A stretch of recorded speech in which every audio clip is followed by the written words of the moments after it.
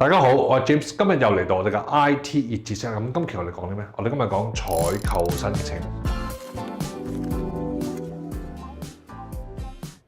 公司其實有好多嘢買嘅，平時好多 purchase。咁但係我哋涉及多幣種、多外幣嘅一啲採購嘅時候咧，你年尾埋數或者係結算嘅時候會計就頭都係問個外幣個 rate 係幾多咧？到底我有冇剩外幣咧？或者外幣嘅使用情況係點樣咧？咁我好難追蹤嘅。咁我哋今日咧就幫間澳門公司就實現咗呢個多幣種嘅外幣採購申請，而且係可以實現到呢個每一條記錄都係可以被追蹤嘅。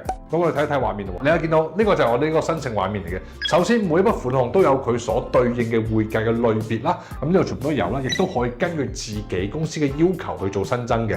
咁其次咧，我亦都可以將呢筆款項將佢掛喺每一個 project 上面，將佢實時作為一個 project 嘅成本項實時投放喺我哋 project 嘅嗰個畫面度啦。大家可能或多或少都會牽涉到買一啲叫做人民幣嘅嘢啦，或者國內嘅採購啦。咁我哋可以試下選擇人民幣嘅時候1萬蚊，呢個即刻可以選擇一個外幣倉位啦。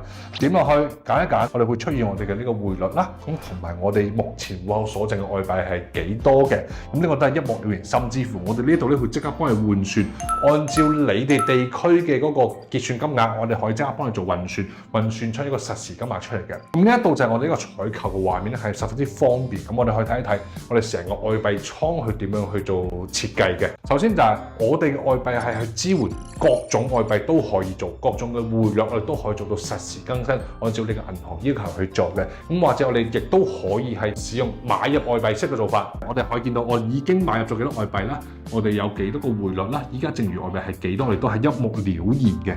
咁你亦都可以睇睇，譬如你見到呢一度，第一我哋今日買入咗幾多，匯率係幾多，咁下邊我哋所有嘅支付都會掛咗喺呢一個倉度嘅，咁亦都可以做到實時嘅追蹤，每一筆款項係幾時買，咁嗰一刻嘅匯率係幾多，我哋全部都係一目了然，係唔會漏咗。